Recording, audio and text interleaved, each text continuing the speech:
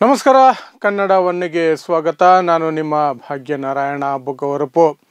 ಬಂಡವಾಳಶಾಹಿಗಳಿಗೆ ಮತ್ತು ಭಾರತದಲ್ಲಿರುವಂತಹ ಮಾಧ್ಯಮಗಳಿಗೆ ದೇಶ ಎಕ್ಕುಟ್ಟೋದ್ರೂ ಪರವಾಗಿಲ್ಲ, ಏನಾದರೂ ಪರವಾಗಿಲ್ಲ, ಅವರ ಹಿತಾಸಕ್ತಿ ಕಾಯ್ಕೋಬೇಕು. ಅದರಲ್ಲೂ ವಿಶೇಷವಾಗಿ ಗೋಧಿ ಮೀಡಿಯಾ ಇದೆಯಲ್ಲ, ಅದಕ್ಕೆರಡೇ ಗುರಿ ಇರೋದು. ಒಂದು, BJP ನರೇಂದ್ರ ಮೋದಿ ಸಂಘ ಪರಿವಾರ ಹಿಂದುತ್ವ ಪಡೆಗಳು ಧರ್ಮದ್ವೇಷವನ್ನು ರಕ್ಷಣೆ ಮಾಡಿಕೊಂಡು ಹೋಗಬೇಕು. ಇನ್ನೊಂದು ಕಡೆ ಅವರ ಒಡೆಯರಾದಂತಹ ಅಂಬಾನಿ ಅದಾನಿಗಳನ್ನು ಏನೂ ನಷ್ಟ ಆಗದಂಗೆ ನೋಡ್ಕೊಳ್ಬೇಕು. ಈ ಎರಡೇ ವಿಚಾರ ಅಷ್ಟೇ. ಇನ್ನು ದೇಶಕ್ಕೆ ಸಂಬಂಧಿಸಿದಂತೆ ಯಾವ ಆಪತ್ತಾದರೂ ಬರಲಿ, ಏನಾದರೂ ಆಗಲಿ, ದೇ ಡೋಂಟ್ ಕೇರ್. ಅದಕ್ಕೆ ಇವತ್ತೊಂದು ಎಕ್ಸಾಂಪಲ್ ಇದೆ.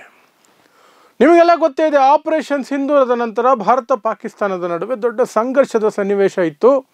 ಭಾರತ ನುಗ್ಗಿ ಹೊಡಿತಾ ಇತ್ತು.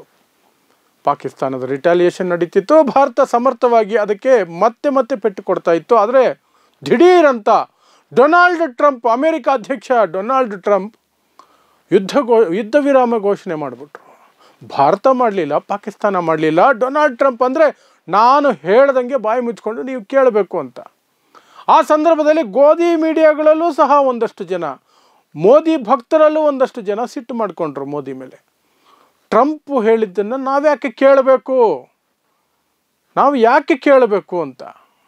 ಆನಂತರ ಸೈಲೆಂಟ್ ಆದರೂ ಬಿಡಿ, ಯಾಕಂದರೆ BJPಯಿಂದ ಫರ್ಮಾನ್ ಬಂದಿರುತ್ತೆ, ಸೈಲೆಂಟ್ ಆಗಿರ್ತಾರೆ.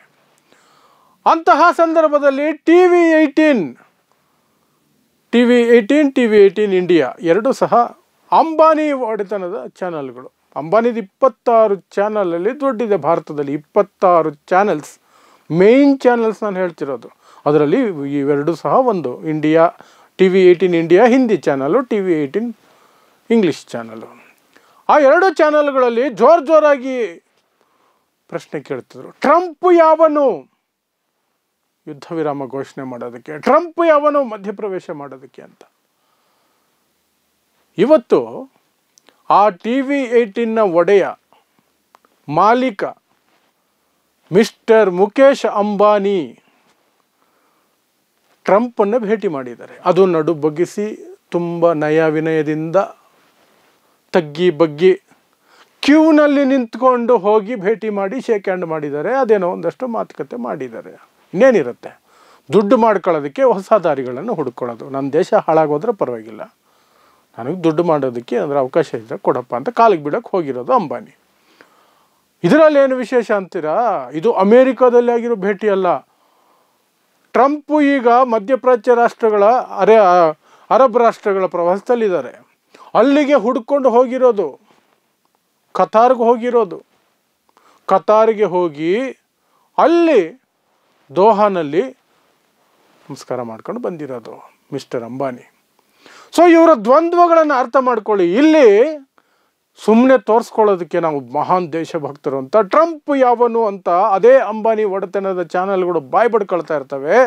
ಆ ಚಾನಲ್ಗಳ ಮಾಲೀಕ ಇಲ್ಲಿಂದ ದೋಹಾಗೆ ಹೋಗಿ, ಕತಾರ್ನಲ್ಲಿರುವ ದೋಹಾಗೆ ಹೋಗಿ ಕ್ಯೂವಲ್ಲಿ ನಿಂತ್ಕೊಂಡು ಟ್ರಂಪ್ನ ಅಲ್ಲಿ 3ನೇ ದೇಶದಲ್ಲಿ ಭೇಟಿ ಮಾಡಿ ಬರೋದು, ಶೇಕ್ ಹ್ಯಾಂಡ್ ಕೊಟ್ಟು ಬರೋದು. ಬರೀ ಶೇಕ್ ಹ್ಯಾಂಡ್ ಅಲ್ಲ, ಏನೋ ಒಂದಷ್ಟು ಅಗ್ರಿಮೆಂಟ್ಗಳು ಆಗಿರ್ತವೆ. ದುಡ್ಡು ಮಾಡ್ಕೋಬೇಕಲ್ಲ, ಅಷ್ಟೇ ಮುಖ್ಯ ಅನ್ನೋದು. ಇದರ ನಡುವೆ ನ್ಯೂಯಾರ್ಕ್ ಟೈಮ್ಸ್ ಒಂದು ವರದಿಯನ್ನು ಇವತ್ತು ಕೊಟ್ಟಿದೆ.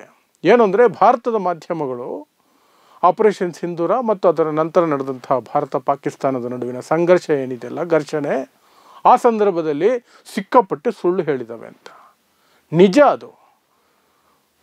ಗೇಮುಗಳನ್ನು ತೋರಿಸಿದ್ರು, ವಿಡಿಯೋ ಗೇಮುಗಳನ್ನು, ಇನ್ಕ್ಲೂಡಿಂಗ್ ಕನ್ನಡ ಮಾಧ್ಯಮಗಳು ಸಹ ಅದನ್ನು ಯುದ್ಧ ಅಂತ ತೋರಿಸಿದ್ರು. ಸುಳ್ಳೇ ಹೇಳಿದ್ರು. ಕರಾಚಿ ಬಂದರು ಇನ್ನೇನೋ ಉಡೀಸ್ ಇಸ್ಲಾಮಾಬಾದ್ ವಶಕ್ಕೆ ಪಡೆದಾಯಿತು, ಇನ್ನೇನೋ ಆಯಿತು. ಏನು ಶಹಬಾಜ್ ಶರೀಫ್ ಪಾಕಿಸ್ತಾನದ ಪ್ರಧಾನಮಂತ್ರಿ ಮನೆ ಪಕ್ಕದಲ್ಲೇ ದೊಡ್ಡ ಬಾಂಬ್ ಬ್ಲಾಸ್ಟ್. ಒಂದಲ್ಲ ಎರಡಲ್ಲ ಅವರು ಮಾಡಿದ್ದು. ವಿಡಿಯೋ ಗೇಮುಗಳಿಂದ ಹಿಡಿದು ಗ್ರಾಫಿಕ್ಸ್ವರೆಗೆ, AI ಏನೆಲ್ಲ ಬಳಸ್ಬೋದೋ ಎಲ್ಲ ಬಳಸ್ಕೊಂಡು ಸುಳ್ಳು ಹೇಳಿದ್ರು. ಹಾಗಾಗಿ ಅಂತಾರಾಷ್ಟ್ರೀಯ ಮಟ್ಟದ ಮಾಧ್ಯಮಗಳು ಅವತ್ತು ಹೇಳಿದ್ವು, ಇವತ್ತು ನ್ಯೂಯಾರ್ಕ್ ಟೈಮ್ಸ್ ವಿಶೇಷವಾಗಿ ಹೇಳಿದೆ. ಭಾರತದ ಮಾಧ್ಯಮಗಳನ್ನು ನಂಬಿ ನಾವು ಯಾವ ವರದಿಯನ್ನು ಮಾಡ್ತಾ ಇಲ್ಲ, ಮಾಡೋಕ್ಕಾಗೋದಿಲ್ಲ. ಅವರು ಸಿಕ್ಕಾಪಟ್ಟೆ ಸುಳ್ಳು ಹೇಳ್ತಿದ್ದಾರೆ ಅಂತ. ಭಾರತ ಸಮರ್ಥವಾಗಿ ಪಾಕಿಸ್ತಾನಕ್ಕೆ ಹಿಟ್ಟಾಡಿಸ್ಕೊಂಡು ಹೊಡಿತಾ ಇತ್ತು. ಅದನ್ನು ಹೆಮ್ಮೆಯಿಂದ ಹೇಳ್ಕೋಬೇಕಾಗಿತ್ತು. ಏನು ನಡೀತಿದೆಯೋ ಅದು ಸರ್ಕಾರದ ಕಡೆಯಿಂದ ಏನು ಮಾಹಿತಿ ಬರ್ತಿದೆಯೋ, ಸೇನೆ ಕಡೆಯಿಂದ ಏನು ಮಾಹಿತಿ ಬರ್ತಿದೆಯೋ ಅದನ್ನು ಹೇಳ್ಬೋದಾಗಿತ್ತು. ಅಷ್ಟೇ ಸಾಕಿತ್ತು. ನಾವು ಮೇಲುಗೈ ಸಾಧಿಸ್ತಾ ಇದ್ವಿ, ಪಾಕಿಸ್ತಾನವನ್ನು ಸೋಲಿಸ್ತಾ ಇದ್ವಿ. ಆದರೂ ಸುಳ್ಳು ಹೇಳಬೇಕು, ರೋಮಾಂಚಕಾರಿಯಾಗಿ ಸುಳ್ಳು ಹೇಳಬೇಕು. ಯಾಕೆ ಅಂದರೆ ಮೋದಿಯನ್ನು ಬಿಲ್ಡಪ್ ಕೊಡೋದಕ್ಕೆ, ಬೇರೆ ಏನಕ್ಕೂ ಅಲ್ಲ. ಇವರು Trump who is Trump to announce ceasefire ಅಂತ ಗಲಾಟೆ ಮಾಡಿದ್ರಲ್ಲ ಇಂಡಿಯಾ ಮೀಡಿಯಾಗಳು. Why did Modi accept it ಅಂತ ಇವ್ರ ಬಾಯಲ್ಲಿ ಬರಲಿಲ್ಲ. ಅದೇ ಪೌರುಷದಲ್ಲಿ, ಅದೇ ಗಟ್ಟಿ ಧ್ವನಿಯಲ್ಲಿ ಟೇಬಲ್ ಕುಟ್ಟಿ, ಯಾಕ್ರಿ ಮೋದಿ ಇದನ್ನು ಒಪ್ಕೊಂಡಿದ್ದೀರಿ, ನೀವು ನಿಮಗೇನು ಬುದ್ಧಿ ಇಲ್ವಾ ಅಂತ ಕೇಳೋ ಧೈರ್ಯ ಇರಲಿಲ್ಲ. ಟ್ರಂಪ್ನ ಮಾತ್ರ ಏಕವಚನದಲ್ಲೇ ಬಯೋಕ್ಕೆ ಶುರು ಮಾಡಿಬಿಟ್ರು. ಅವನು ಯಾವನು? ಅವನ ಮಾತು ನಾವು ಯಾಕೆ ಕೇಳಬೇಕು? ಅವನ ಮಾತು ನಾವು ಯಾಕೆ ಕೇಳಬೇಕು? Very good question. ಯಾಕೆ ಕೇಳಿದ್ರಿ ಅಂತ ಎಲ್ಲಿರೋರನ್ನ ಕೇಳಬೇಕಲ್ಲ. ಅದಕ್ಕೆ ಧೈರ್ಯ, ಮನಸ್ಸು ಎರಡೂ ಇಲ್ಲ. ಯಾಕಂದರೆ ಇವರೆಲ್ಲ ಗೋಧಿ ಮಾಧ್ಯಮ, ಮೋದಿ ಮಾಧ್ಯಮಗಳು. ಇವರು ಮೋದಿಯ ಚಮಚಾಗಿರಿ ಮಾಡೋದು, ಮೋದಿಗೆ ಬಿಲ್ಡಪ್ ಕೊಡೋದು, ಸುಳ್ಳು ಪ್ರಚಾರ ಕೊಡೋದು, ಮೋದಿ ಗೆಲ್ಲೋದಕ್ಕೆ ಏನೆಲ್ಲ ಮಾಡ್ಬೋದು ಅದನ್ನೆಲ್ಲ ಮಾಡೋದು. ಪ್ಲಸ್ ಮೋದಿ ಮತ್ತು ಟೀಮ್ ಏನಿದೆ BJP RSS ಅವರು ಇಟ್ಕೊಂಡಿರುವ ಹಿಡನ್ ಅಜೆಂಡಾ, ಹಿಂದೂ ಮುಸ್ಲಿಂ ಗೇಮನ್ನು ಇವ್ರ ಕೈಲಿ ಎಷ್ಟು ಸಾಧ್ಯನೋ ಇವರ ಶಕ್ತಿ ಮೀರಿ ಆಡೋದು. ಆಮೇಲೆ ಇಂತಹ ಯುದ್ಧದ ಸಂದರ್ಭದಲ್ಲಿ ಅಥವಾ ಘರ್ಷಣೆಯ ಸಂದರ್ಭದಲ್ಲಿ, ಸಂಘರ್ಷದ ಸಂದರ್ಭದಲ್ಲಿ ಸುಳ್ಳೇ ಹೇಳೋದು. ವಿಡಿಯೋ ಗೇಮ್ಗಳು, ಬೇರೆ ಯಾವುದೋ ಯುದ್ಧದ್ದು ಫೋಟೋಗಳು, ವಿಡಿಯೋಗಳು ಬಳಸ್ಕೊಳ್ಳೋದು. ನ್ಯೂಯಾರ್ಕ್ ಟೈಮ್ಸ್ ಇವತ್ತು ಚೆನ್ನಾಗಿ ಹೋಗೋದಿದೆ ಇಂಡಿಯನ್ ಮೀಡಿಯಾಗೆ, ಏನು ನಿಮ್ಮ ಯೋಗ್ಯತೆ ಇದು ಅಂತ. ಸೊ ಇದಿಷ್ಟು ಇವತ್ತು ನಡೆದಿರುವಂತಹ ಬೆಳವಣಿಗೆ. ಒಂದು ಕಡೆ ಅಂಬಾನಿ ಒಡೆತನದ ಚಾನಲ್ನಲ್ಲಿ ಕಿರ್ಚಾಡ್ತಾರೆ ಟ್ರಂಪ್ ವಿರುದ್ಧ. ಟ್ರಂಪ್ ಯಾವನು ಯುದ್ಧ ವಿರಾಮ ಘೋಷಣೆ ಮಾಡೋಕ್ಕೆ ಅಂತ. ಅದೇ ಅಂಬಾನಿ ಇಲ್ಲಿಂದ ಕತಾರ್ಗೆ ಹೋಗಿ ದೋಹಾದಲ್ಲಿ ಟ್ರಂಪ್ನ ಕ್ಯೂವಲ್ಲಿ ನಿಂತ್ಕೊಂಡು ತಲೆ ಬಗ್ಗಿಸಿ, ನಡು ಬಗ್ಗಿಸಿ ಸಲಾಂ ಹೊಡೆದು ಬಂದಿರೋದು, ಶರಣಾಗಿ ಬಂದಿರೋದು.